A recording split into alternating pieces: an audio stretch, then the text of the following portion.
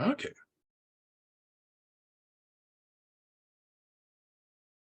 Now we get slowly one attendee so far.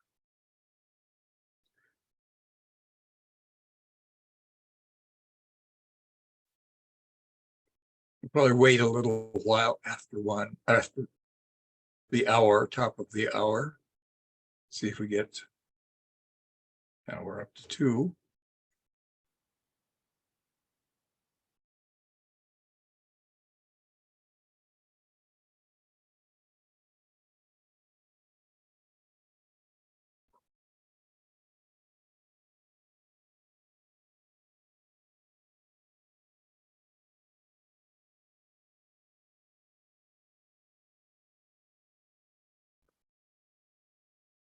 Oh, did you notice the flying pig? Oh, what's the significance, Fred? Um, Because pigs can't fly. Is that what it is? it's sort of, When it's pigs one don't. of my retirement gifts. It was, I suppose it was symbolic. When pigs fly, it's actually Rather would retire. Yeah. yeah.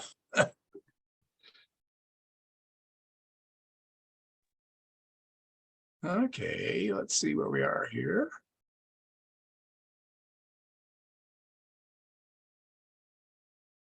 From this angle, Fred, it looks more like a bat to me, not a pig. Yeah. Well, if I turn it slightly, that doesn't. Oh yeah, there you go. It's right next to the code of ethics, by the way. I see that. I'm not sure that's best thing.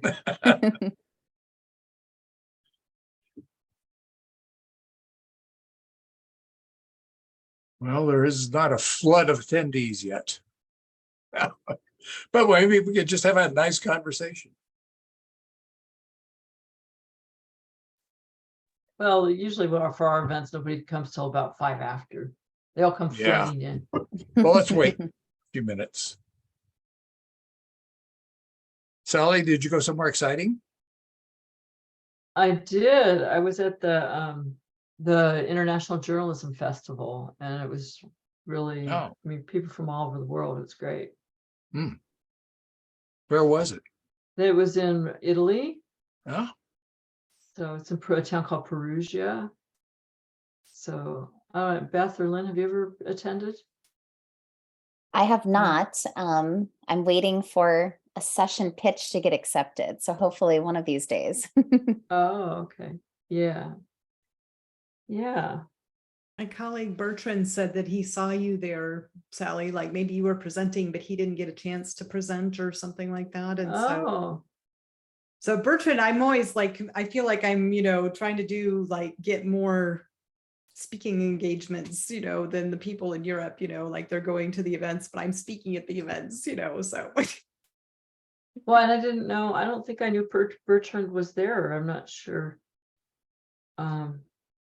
So Bertrand didn't speak, but it was a participant, like he attended. Yeah, I don't know. He didn't mention like a speaking role or anything, so he must have seen you in one of the panels or. Yeah, we had a big session. It was great. That's exciting. For those of you come to Europe yet. For those of you who have entered the webinar so far, we're waiting for a few more people before we start. We've got 4 now, 2 of whom I know, and 2 of whom I do not. But we'll probably start about 5 after. So just hang tight, and we'll get going here in a minute.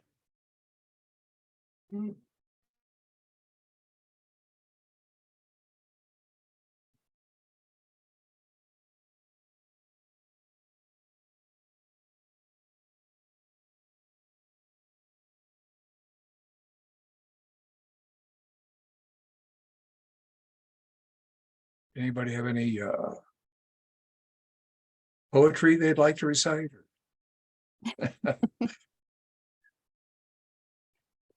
Limericks? I think you're the king of that. Maybe do you have some good ethics limerick for us today? I once I once tried to rewrite the code of ethics in haiku, but I didn't get very far. It's I think the only phrase we've got, we don't have very much poetry in the ethics. That's ethics. What code. about seek truth and report it? I mean, how more poetic can you Well, get? that's true. And also there's Seek the truth, surprisingly report it. controversial statement, give voice to the voiceless, Yeah. which I Yes. didn't realize was all that controversial until I heard a couple of people complaining about it at the last convention in Washington. I think they believe it to be condescending. Oh, okay. Because people aren't voiceless. Right. Well, that's, Just yes. who isn't, it's just as are people not listening who maybe Mhm. share what they're saying. Yeah, Yeah. yeah. And actually there are people who say that, yes, there are voiceless people, like people who are in prison, people who've been killed. Mhm. Well, maybe we should get started. We've got 7 on aboard now, and I'm sure that we'll get some more as we go along here. So the purpose of this session is to talk about what role SPJ as a society, as an organization that's been around for more than 100 years, has done and can continue to do what these 3 guests, these 3 panelists are doing full time essentially now. And that is working to improve the public's trust of journalists and journalism. Polling is showing a steady decline of public trust in what used to be considered mainstream, reliable news media. The mainstream media, as some of our opponents like to call it, or MSM for short, or if you want to pronounce it, MISM, there are unfortunately are fewer and fewer news outlets. A recent Gallup Night survey showed that only 26% of Americans have a favorable view of the news media, while 53% have a negative view. And for this second program, SPJ is presenting a discussion of multiple efforts, and I don't know how many there are, but there are quite a few, to restore the public's trust in real journalism, and how the Society of Professional Journalists has been an inspiration and now, we hope, a partner in these efforts. We're calling it Trust, Truth, and SPJ. And I'm going to begin by asking each of our panelists, well, let me introduce them first. Lynn Walsh is the Associate Director of the, where did I write that down? Here we go.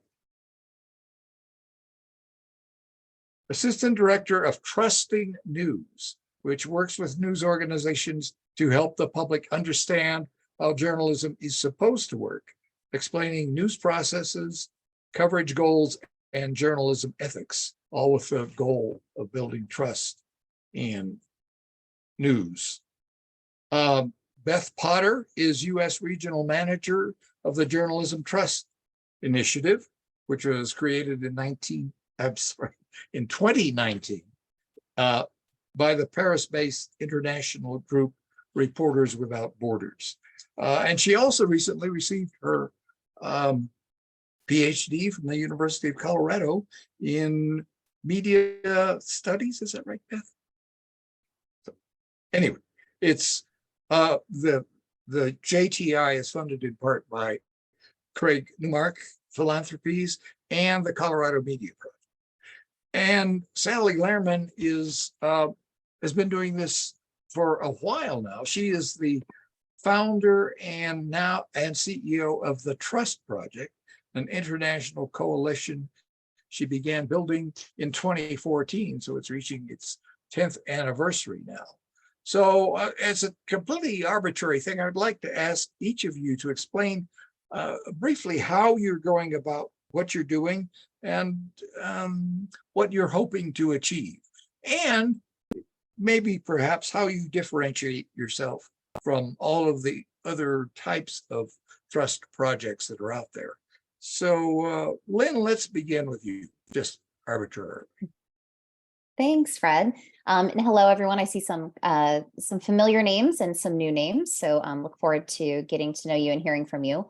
So Trusting News is an organization, as Fred said, we work to build trust between the public and journalists. And how we do that is by working with newsrooms to see what is working to build trust. And so a lot of our work is a combination of doing research. Some of that research is done in combination with newsrooms and collaboration. And we learn from that and then go train journalists based on what we're learning and what's working. So it's this kind of full circle of research, learning, testing, learning, sharing, research, testing, kind of constantly evolving that. And so what we have learned is that primarily by doing things that broadly fit into three main things, one being transparent, and two, engaging with your audience, and then three, talking about who you are as a news organization. Those three things can help build trust. And so we work with newsrooms to help them do that, which I can talk more about, but I'll let Sally and Beth also talk about their work first. Okay, and let me remind the people who are in the audience that if you have something you'd like to ask or something you'd like to contribute, raise your hand with that little hand thingy, Bob, or there it is. The bottom of the screen, you should find a thing that says raise hand. And if you hit that, I will keep an eye on who is wanting to talk and wanting to ask questions, and we'll do that as you raise your hand. Beth, how about you? Yes. Going? Thank you so much for inviting us to be on this panel. I think it's really important work that SPJ does and that we're all doing. So Journalism Trust Initiative, as you said, is working in Europe, and that's an important distinction from the other two. We work with newsrooms to have them show off their standards online. And newsrooms and journalists, as we know, because we all were journalists, think that they do this. And so the importance of it actually being shown off online is that the big tech companies actually can recognize that that's happening and can distinguish between real journalism, trusted journalism, and everything else that's out there. So Pew Research has done research that shows now that the poor quality journalism, the things that we sometimes call pink slime, actually there are as many of those sites as there are real, trusted, verified news outlets, right? So since that's the case, it's really important for us to say these are the things that we do and why we do them. And not only that, but because we are based in Europe, the European legislators passed the Digital Services Act, which is a piece of regulation that is not happening in the United States yet. And the Digital Services Act says that the big tech companies are going to have to flag misinformation. And since they're going to have to flag it, this will be another trust indicator. If you are a verified news outlet doing real journalism, then it'll rise to the top of the recommender systems and search results and things like that. So that's the basic piece, I think. Journalists say to themselves and to probably their audience, if they ask, you know, journalists have conflicts of interest policies, they have correction policies, they have all the things that are really important. You know, the SPJ code of ethics is what most of them use whenever I'm talking to them about, oh, what is your ethics policy? And so it's a matter of highlighting that online. And then also because we have so many more news outlets now that are online only, saying something about the transparency related to ownership and why that's important. And so this all, I think, will, because we're the newest, I think the new kid on the block, we're seeing kind of all of these things start working a little bit later. All of you have done a lot more work than I have. But the Digital Services Act goes into effect in February 2024. So we think that these are things that are all going to be coming down the pike here as we're signing people up. All right, well, thank you, Beth. Sally, you were the first to enter into this area of building trust in journalism or rebuilding trust. I suppose there is still a certain amount of trust, as we've seen from those poll figures, but it is declining, as are newsrooms. So if you could tell us a little bit about what you've done, and you just came back from a meeting where there are other folks working in the same area. Yeah, well, thank you, Fred. And it's just really a delight to be on this call with you and with my fellow panelists and with all the great people who are involved in SPJ. And I started the Trust Project back, actually just started kind of developing the idea in 2013, when it became really clear that in a way, journalism was captive to the digital environment that we found ourselves in. And we were, in talking with journalism leaders, it seemed like we were just complaining about, well, we have to write to get people to click on the headlines, or there was someone who I had organized this meeting and brought people to discuss, in fact, specifically, how has journalism changed in this digital environment as we look at the ethics promoted by SPJ.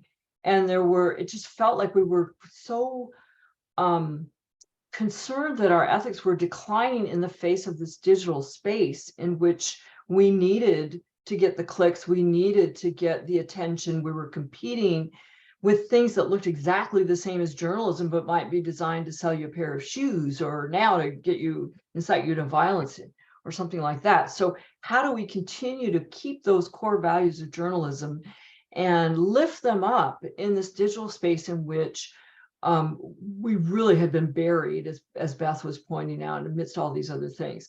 And so the concept behind the Trust Project is to differentiate trustworthy journalism from information that looks like journalism but is not, both for the public and for the technology platforms. And we work now with news organizations in Europe, in the United States, Canada, Latin America, Hong Kong, and they're all adhering to these basic principles of what journalism is and does, and transparency around those things and the practices behind them. So we call them the 8 trust indicators, and I'd be happy to tell more about them when we get to that. But really, it comes back to some original research we did around what it is that people value in the news.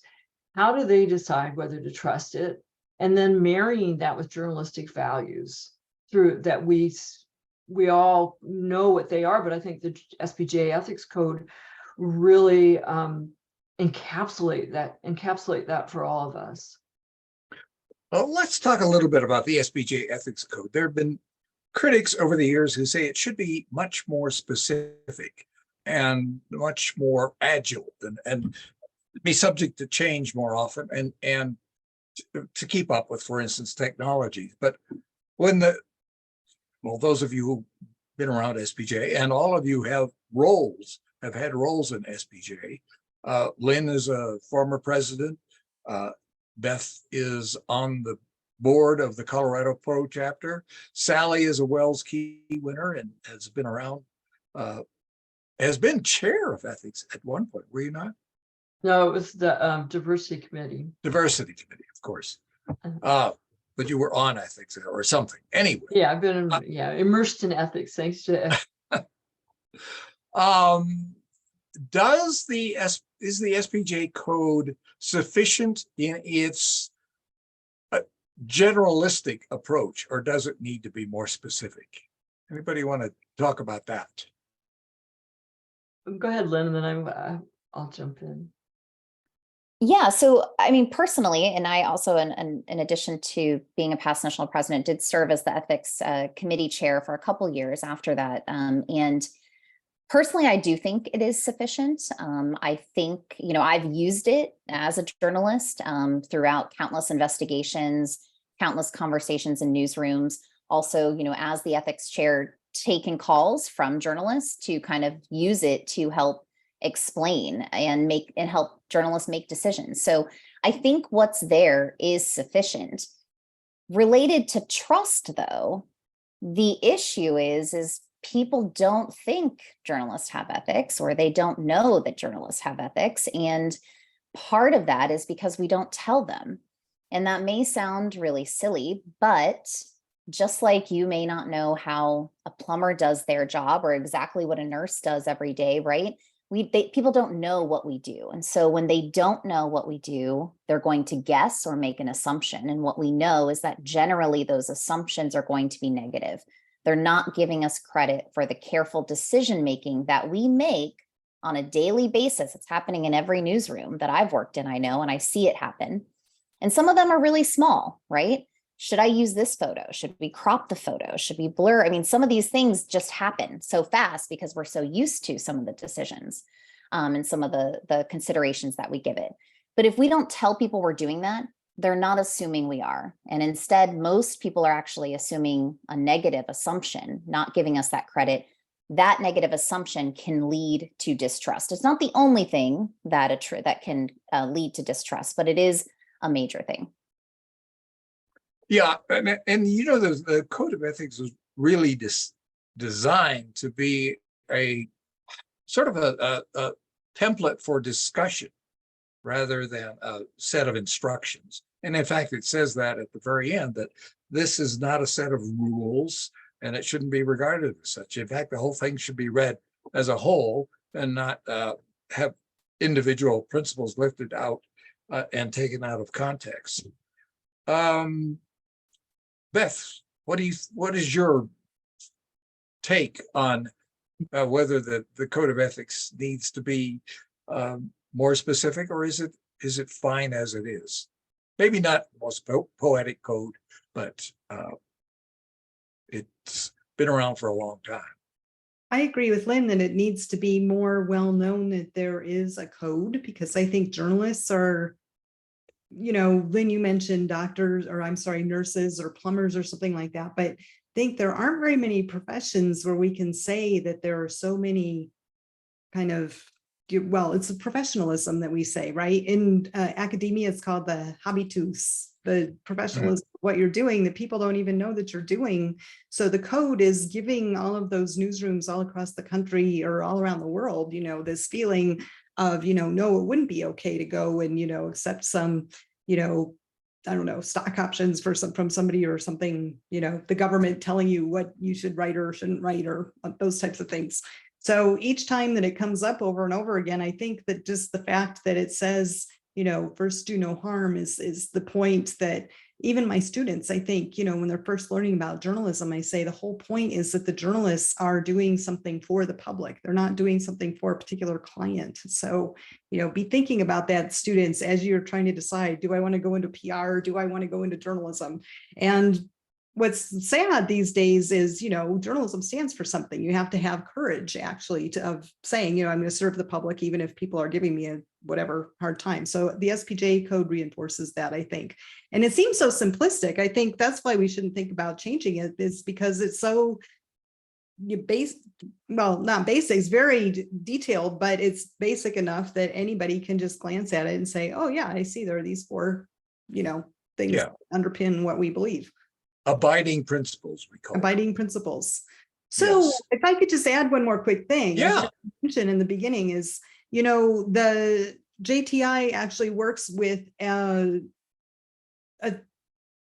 2019, this group of people came up with all of these important pieces that we say, these are what journalists do, that actually they decided to put into an ISO standard, which means it could be checked by any auditor. You can say, yes, not only is it an SPJ code, or not only is it that you have this corrections policy that you publish a correction in 24 hours, but that every single time it's in this bigger document and you say, yes, you could actually double check this. An auditor could check this and say, wow, this is what makes a blogger not be a journalist. And so the example we always give is of Russia Today.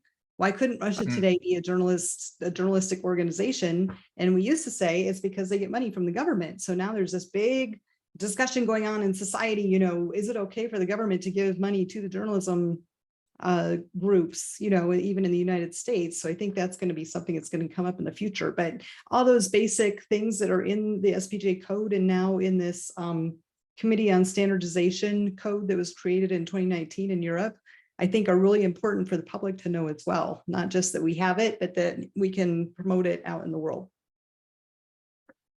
Sally, are there certain other standards that are journalists should be asked to sign off on? For years, SPJ has debated whether there should be some kind of a pledge or something that journalists can take to identify themselves as honest journalists. Should that be something that we take into consideration as we try to rebuild trust? I think that it's a tricky question, as SPJ members well know. And I want to just say about the code, like one of the things that I have really grown to appreciate about it more and more, and as a person active in newsrooms and doing the work I do now, is that it is so elegant. Like it's not simplistic, it is elegant. So it brings out these core issues that we can kind of wrestle with and think about. And in fact, as you've heard from the other panelists, it really is something that's being used globally. And part of that is because thank you to the ethics committee members who decided to translate the code into so many different languages. That makes a big difference. And I also want to say that when I first started the Trust Project, a lot of news organizations did not want to publish their ethics code. And we've talked about why that's important. They did not want to publish it. They thought it was a very radical idea. And the reason for that was because they thought they would get sued. So we've made a lot of progress here, and I think we should continue to push that. And when it comes to other things that we should be disclosing, there are many other things, and we put them in the 8 trust indicators. As far as asking journalists to actually sign off on something like some kind of pledge or like go through certification, there are countries that do require journalists for certification. And I will say they're not necessarily known for their high quality journalism. So are you speaking perhaps of Great Britain? I am not, but we could, because there are, they have The press council. Yeah, the 2 press councils in the US. We've had big fights about that, of course. I think the press councils are an interesting idea, and they do help, one could say, but I just feel so strongly about journalistic independence that certification is very tricky, and press councils can be effective when they can be independent, let's say, from government and business interests.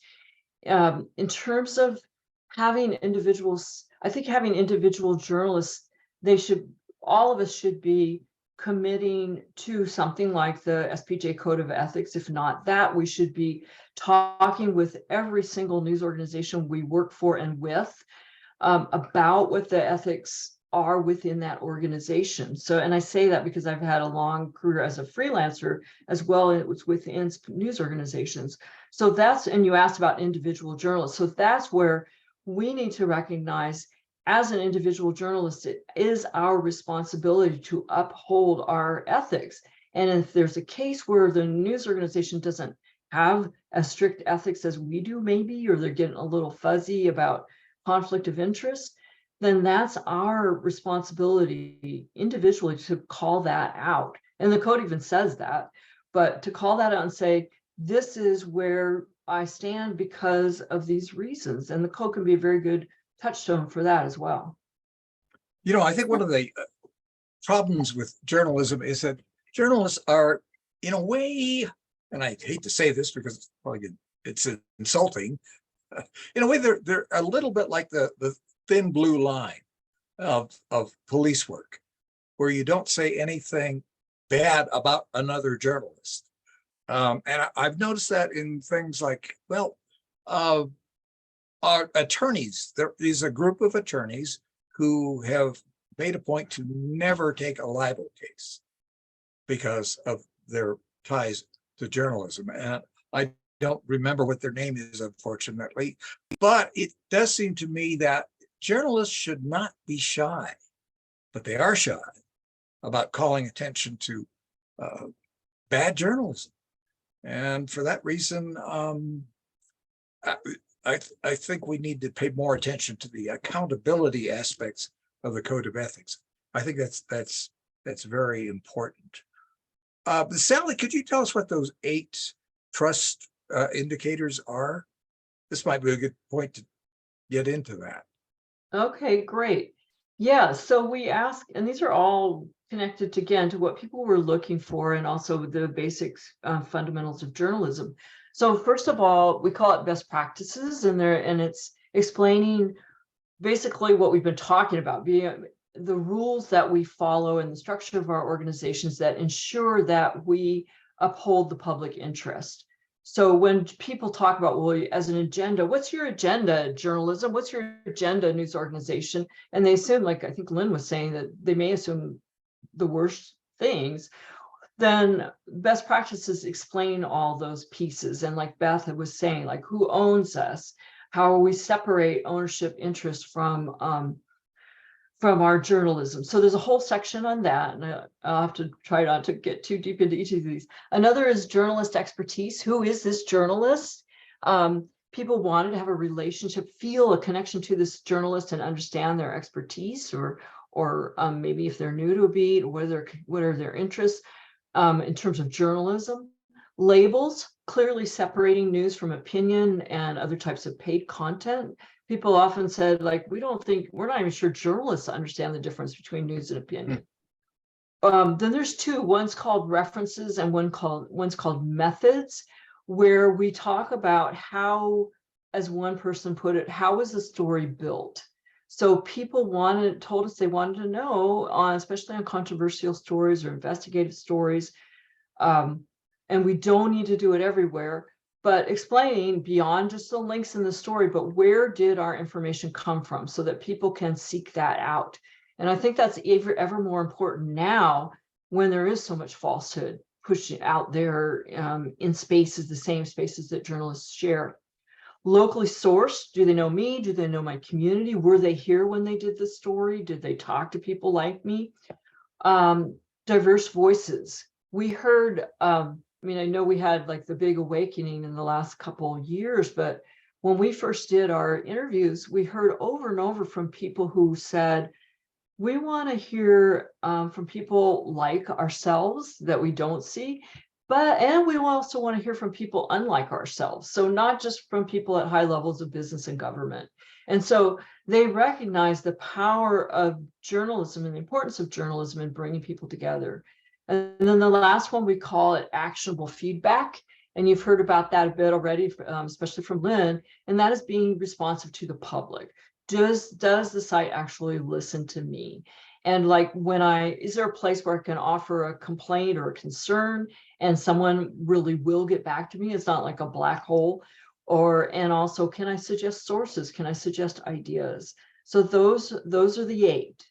And I think what's kind of fun about them is they are very responsive to the public. They also are very connected to the deepest journalistic values, and they're not like the code. They're not like this big surprise. They are just the fundamentals that we all know are underpin quality journalism. Lynn, what? Well, I was going to say that when I was a instructor in journalism at the University of Denver, I used to tell my students, my media ethics students, who, by the way, included strategic communication majors. And it's a little bit off topic, but PRSA, the Public Relations Society of America, also has a code of ethics.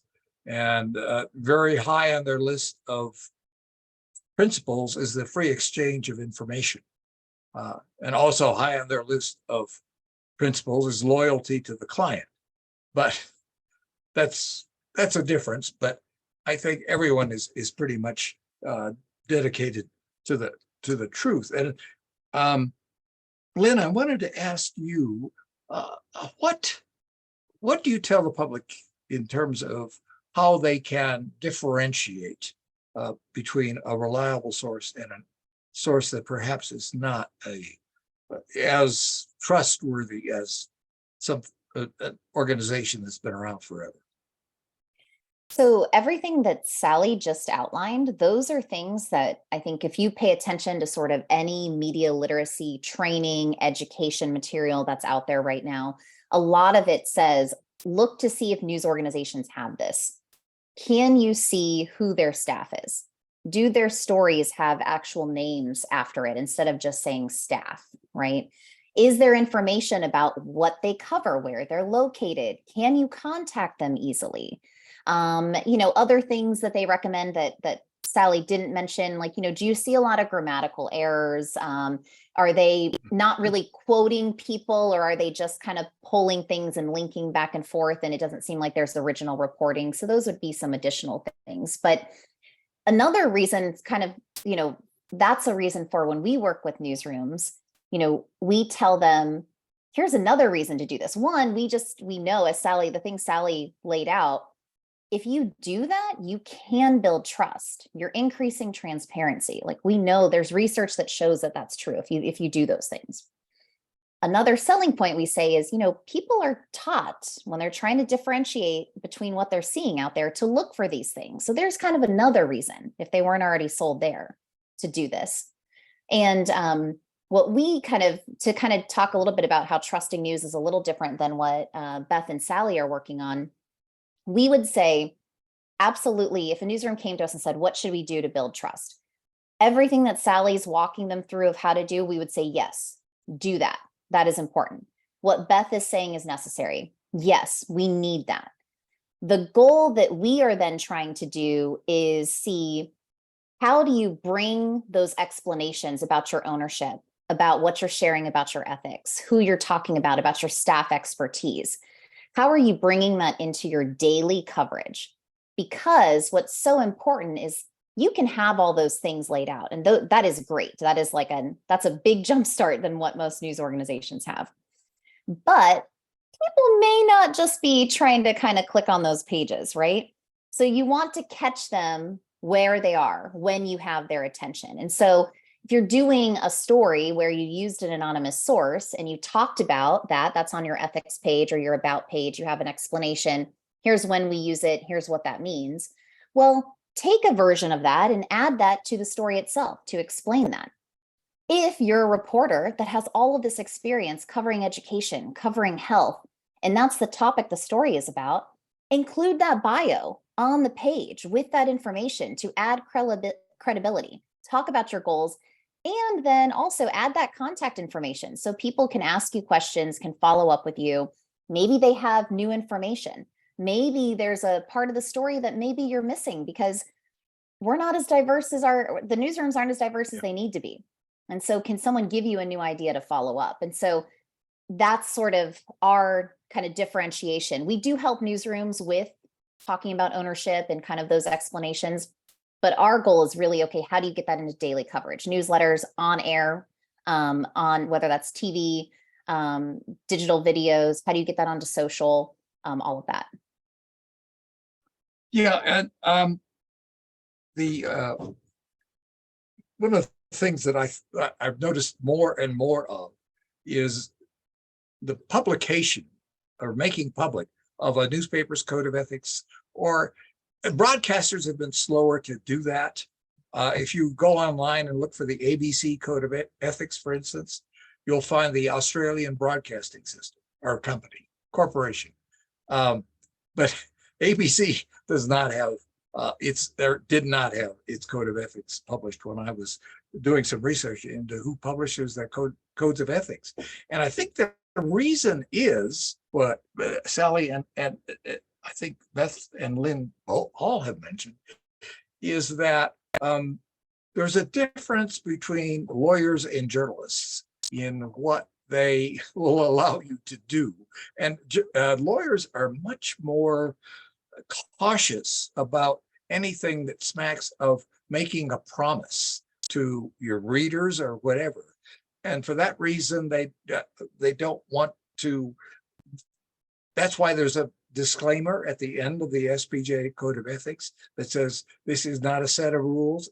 It's a voluntary set of principles that journalists can follow. And we would like it if they did, but if they don't, we'll call attention to them under the accountability section. The Denver Post about, gosh, it must have been 20 years ago, published its Code of Ethics with a note from the editor that actually invited readers to hold the Post to the standards that were expressed in its code. And I think this is something that probably gave the company's attorneys fits, but that's the very reason that journalists are not lawyers. Beth, you are involved in sort of well, one of the things that the Journalism Trust initiative does, is, as I understand it, is invite journalists to essentially self-certify themselves. Or am I overstating that or being too simplistic about it? We're inviting journalists to look and see if they meet all of the standards that we're talking about. And then if you do that, though, you can, at the end of the whole process, get this machine readable piece of code that would help the algorithms find you and say, yes, you are in fact trustworthy. So that's the whole piece that's kind of at the end of the process. So I think that we're similar to Sally in that way, or to the Trust Project, in terms of saying that an online piece, that's the big differentiator I see between our three organizations, actually, is Lynn. It seems like you all work with people, the newsrooms, like directly, whereas we're saying, you know, this, as we work with you, that will help you online. And I'm not sure, I would love to hear from Lynn actually a little more, if that's like, you're working with everybody, and then all of the pieces that I see from, maybe I shouldn't speak, maybe I'm getting the wrong impression here, but that's kind of where I see us differing. Lynn? Yeah, so I think, Beth, are you asking, I mean, we do not work directly with tech companies. Is that what you're asking? Right. Okay. Yeah, so no, we do not.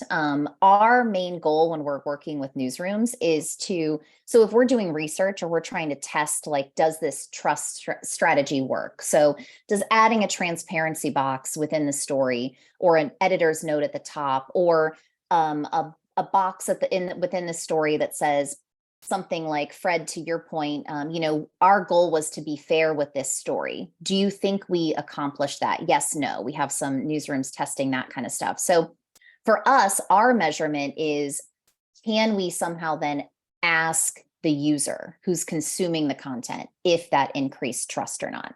That's where a lot of our research comes from. We do that through A/B testing, where we'll partner with researchers. We've done that through focus groups. We do that through looking at different analytics and data that the newsroom may have. We've been able to tie that to subscriptions and donation buttons and do A/B testing that way. So yes, our work directly with the newsroom, and then to try to see if it works, which is sometimes very difficult. Sometimes we only know that it worked because a newsroom who approached us and said, which this is kind of a real situation that happened in Pennsylvania with WITF. The reporter was covering school board meetings. It was a time when critical race theory was being talked about a lot. And every time they wrote something, it was just like the comments were just terrible. Everyone was fighting. No one was really paying attention to the story. And they were like, we need something different if we want people to understand this topic.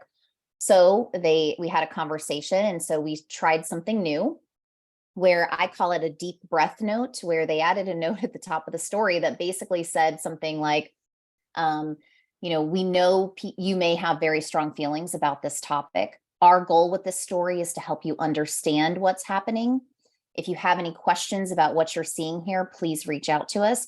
And then they did the story in kind of an FAQ format, where they said, what is critical race theory? All reporting still had quotes, research, all of that. Next question, is critical race theory being taught in Pennsylvania. And then it kind of went on.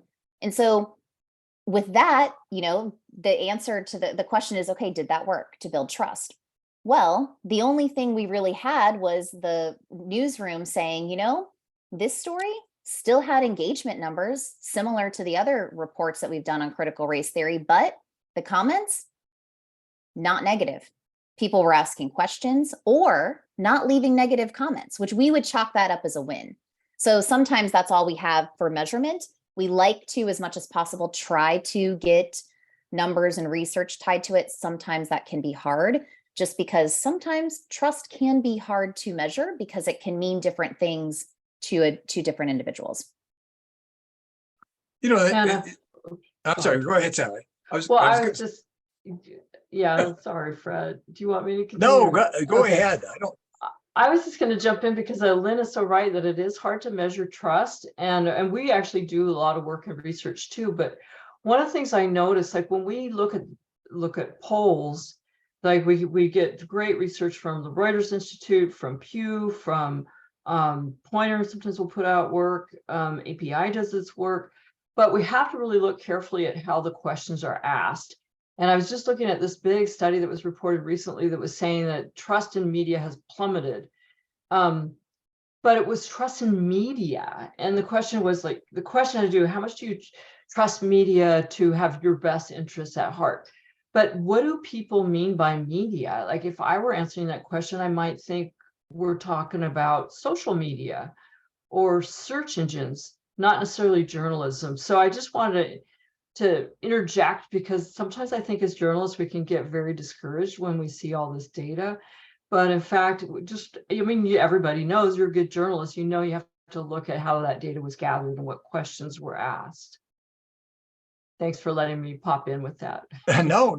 I would encourage you to talk among yourselves too.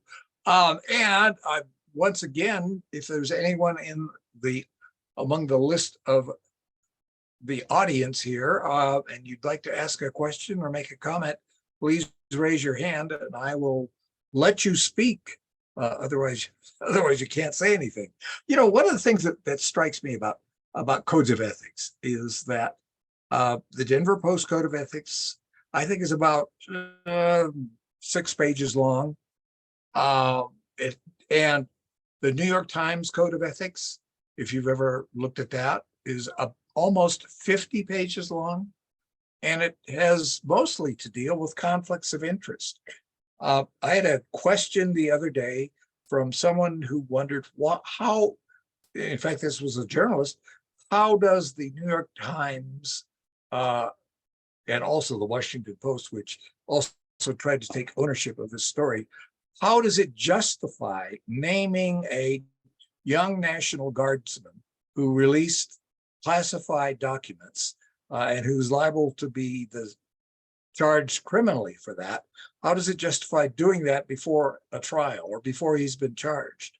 And I went to the New York Times Code of Ethics and I found nothing in there about that is comparable to the SPJ code that says be cautious about identifying criminal suspects before trial or before they've been charged. And that is because there's so much concern about conflicts of interest in that code, and in most employers' codes are very specific about what you can and cannot do, whereas the SPJ code is about what you should and should not do. Anyone, I don't see any hands raised, but let me ask a bit about, is there any, do you notice any kickback or pushback from journalists who are reluctant to consider that maybe they need to approach their job differently? Or are you even daring to suggest that? Sally, I see you smiling. I know, and I was smiling because I was seeing my fellow panelists smiling. Yeah, so journalists, we're so passionate about what we do, and I think also very idealistic. Yeah. And sometimes that means we get a little hung up on a problem with humility. Mm. So I would say we are in a very challenging time for journalism, where we're being literally challenged and attacked for the work we do. And that might make us all kind of step back and want to be more defensive. But in fact, it's a good moment for listening and trying to understand, well, what is it that people are troubled by, and how can we respond to that? So that means going back to the foundational things like the SPJ Code of Ethics and thinking about, well, am I really fulfilling that here? And in our conversations with news organizations, we have some that are very eager to change and to get engaged with these questions with other newsrooms and build, strengthen their policies, not necessarily make them more intricate, but to really think about, well, what do I do in this situation? There are others who are more like, well, this is how we do it. We've always been trusted, and we think we ought to be trusted. And I worry about them, because I think that we can get a little too entrenched in the way we've always done things, and the way we've always done things should be those principles. It shouldn't be, well, we always do these things in this order and we don't respond when that happens, or whatever it might be. I just think part of, and this is why I think the code works so well, is that we have to be responsive to the moment.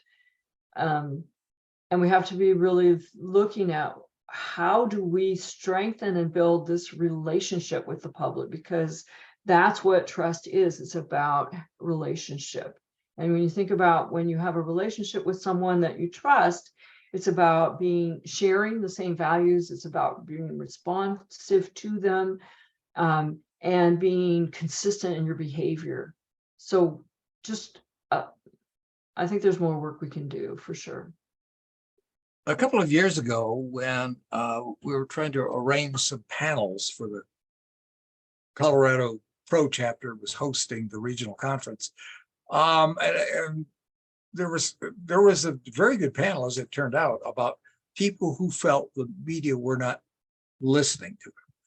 And I dared to make the suggestion, maybe we should include some conservatives on that panel, or so-called conservatives, because unfortunately, I think what we call conservatives are not really conservative anymore. They're pretty much radical, almost anarchists. But you would have thought I was suggesting that we exhume Hitler and see what he had to say about stuff. But it's, I do think that's an area where journalists have not been as open-minded as they need to be. I made it a point when I was covering government to talk to people I couldn't stand because they were so out there. But I figured I was obliged to find out, if I could, why they were thinking the things they were thinking and doing the things they were doing. And I believe that's a lesson that more journalists could benefit from.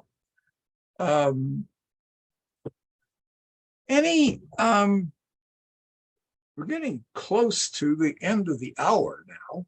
Are there any final thoughts you think we haven't covered that perhaps we should cover in the last few minutes here? I wanted to respond to what you were just saying about talking to people who maybe feel they have views that are different than yours or abhorrent or whatever it is. I think the JTI code takes that into account and says, as long as you're being transparent about the fact that you do those things, then that's helping every kind of aspect of what you're saying, so just the fact that we are acknowledging that we do those, that hopefully that we are talking to everybody, is really important as a result of going through the JTI. So you go through, I guess what I didn't get a chance to say is, you go through 3 steps of our process. You do the self-assessment, like you said, and then you can publish a transparency report. You're saying you're being transparent online. You have all those aspects and all those things. And then if you want to, you can go through the audit.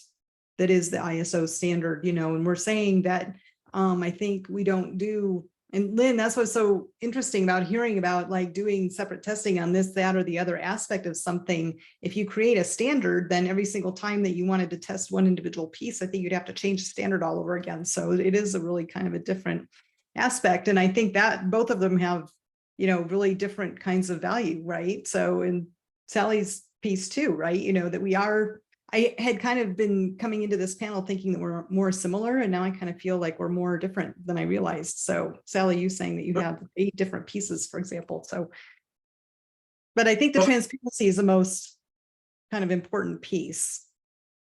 Well, it is Well- a component of what we all do. Yeah. It's the transparency, but also communicating it. And then the piece that where we share, Trust Project may share more with Trusting News, is we're actually working with newsrooms.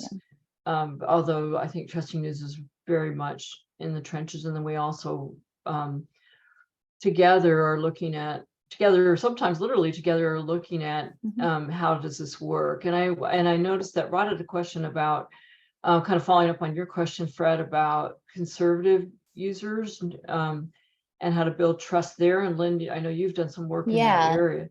Yeah. And so, you know, the one thing I want to say in building off, Fred, of what you said, and then also the question is, you know, when we think about who has low trust in news, and you look at data points and different research, and again, as Sally, thank you for pointing out, you have to look carefully sometimes at how it's worded, who they talk to, you know, what the question was, if that's important.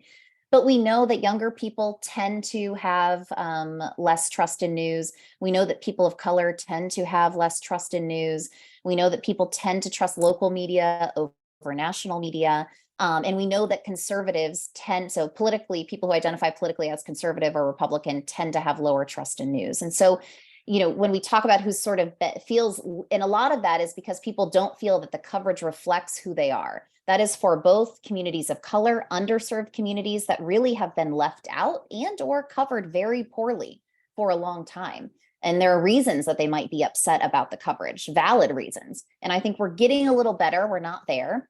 But the same goes for younger people, and it goes for people who I think politically identify as conservative. And so kind of building off of that, at Trusting News, we did do some research related to that. And the reason we focused on this specific group of people is that when you look at Gallup's poll that they do every year, they have been asking a question, you know, how your likelihood to trust in media. And they break that down by how you identify, whether if you identify as Democrat, Independent, or Republican. People who identify as Republican, that percentage went below 10% of Republicans several years ago. So when you think about that, you have our country, you know, about 50-50, and then you take that percentage, and less than 10%, that's a lot of people who say that they have any trust at all in news. So we saw that, and we're very, very concerned about that. So we worked with newsrooms to basically, these newsrooms put a call out to people and said, if you identify as politically conservative, we want to talk with you about what you think of news, what you think of our news coverage. And people, these journalists are the ones that had the conversations, and they had one-on-one conversations with people who identify as conservative about media, what they think about it, what they like, what they don't like, and tried to get specific examples. Things that we learned, and I think there's a lot of truth to a lot of it. The one thing that came out of it is there's a lot of overgeneralizations that are painted that conservatives said they feel about themselves. You're put into a bucket. The thing is when you talk to people in communities who have been underserved, or people of color, or younger people, they feel very similarly. And by doing those generalizations, we actually are contributing to polarization. It's turning them off from the coverage, because they don't feel represented. And then they don't feel that you're honest or truthful or accurate. So why would they trust that, right? And so I just put 2 links in there if you want to dig deeper into that research. But really, we as journalists have to challenge ourselves to go beyond the generalizations, especially in headlines, and move away from trying to make everything about a battle, who's winning, who's losing, doomsday here, right? People do not want to see that. And can we actually add more nuance and really get to know people for who they are and what their belief is, instead of trying to categorize their belief as pro-choice, pro-life, pro-immigration, anti-immigration? In reality, it's a lot more complex than that. And so how can we add that more nuance? And if we can do that and are willing to have these conversations and reach out to people to talk with them and hear them out, and then we can work to build trust with these groups. And then the last thing I just would add is, from the accountability standpoint, you know, this building trust involves so much humility, which Sally, you mentioned. It's so, so important. And what I like to tell journalists is, I know we like to think that once the story publishes, everything's perfect. We got it all right. Unfortunately, we may have missed some context. Maybe we missed an area of the community that was impacted. We don't have time to talk with everyone, right? And so instead, can we look at this as an opportunity to be better, ask for feedback? And if someone says, hey, I really liked that story, but you know, in our neighborhood, it operates a little differently. Well, let's call that person. Let's hear what they're saying. And maybe that's a follow-up story, or maybe that's an opportunity to improve the story. So instead of looking at it as, oh, we got something wrong, if you did get something wrong, correct it. But in a lot of cases, it's the context that might need to be improved, or kind of more information or another perspective that makes it feel more complete.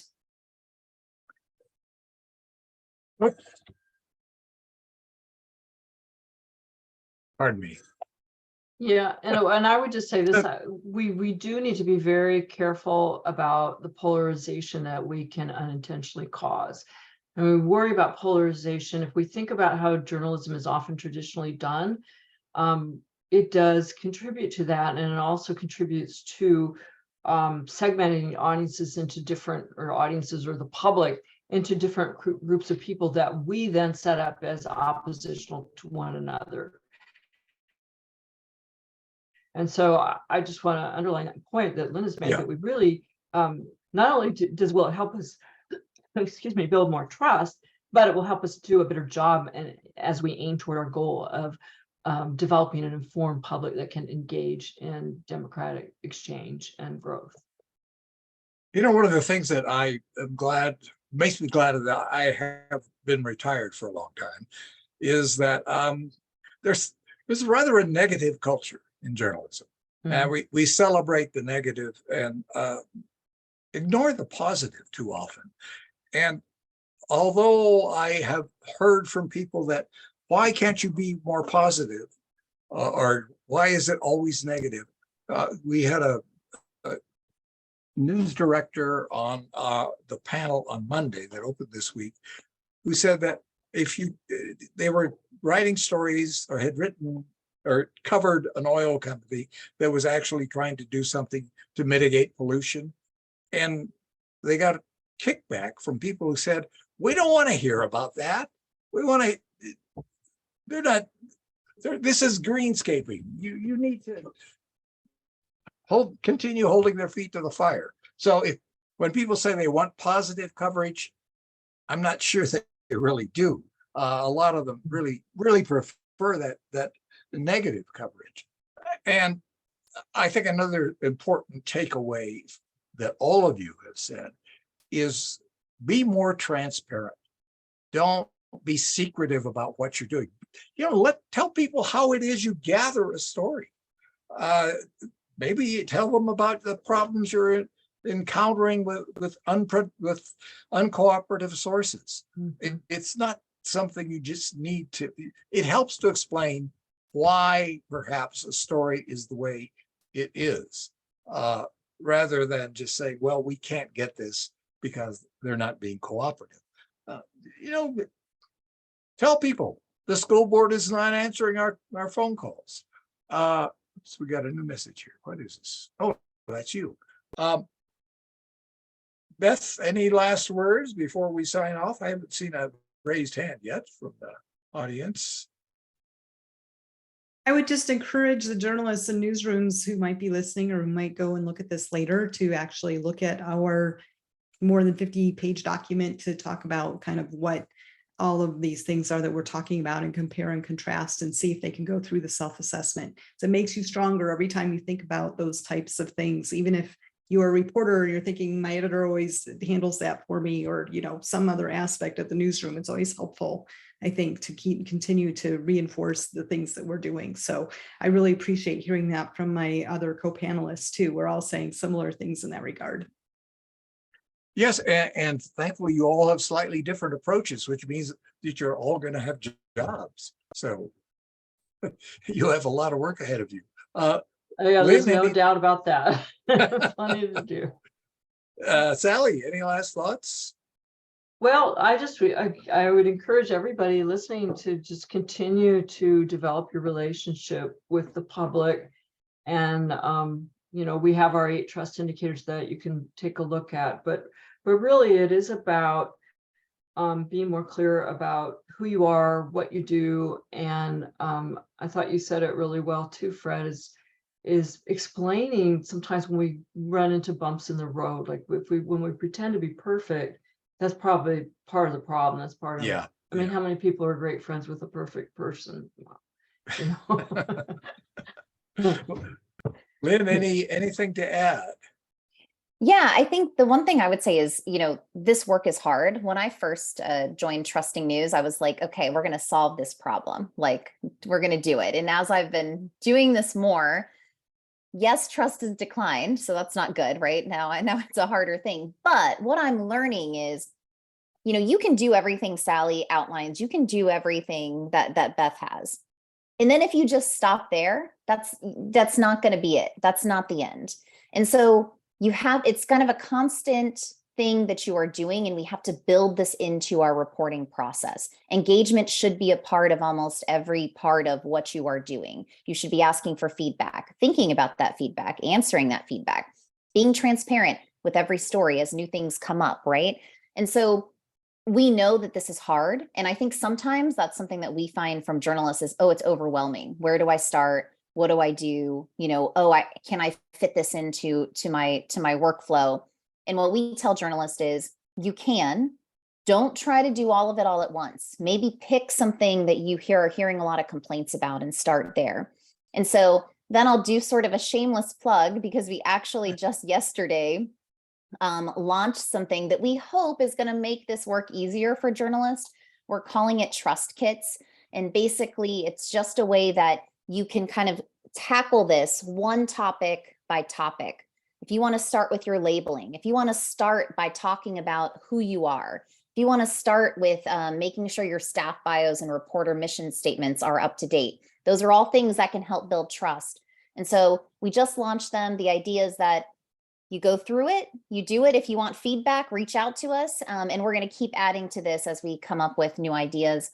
And then I guess the only other last thing I would say is at Trusting News, we are always here to help you work on this, help you look at language, talk through something about how to approach it, how to plan an event. So please don't hesitate to reach out. I put the website in there.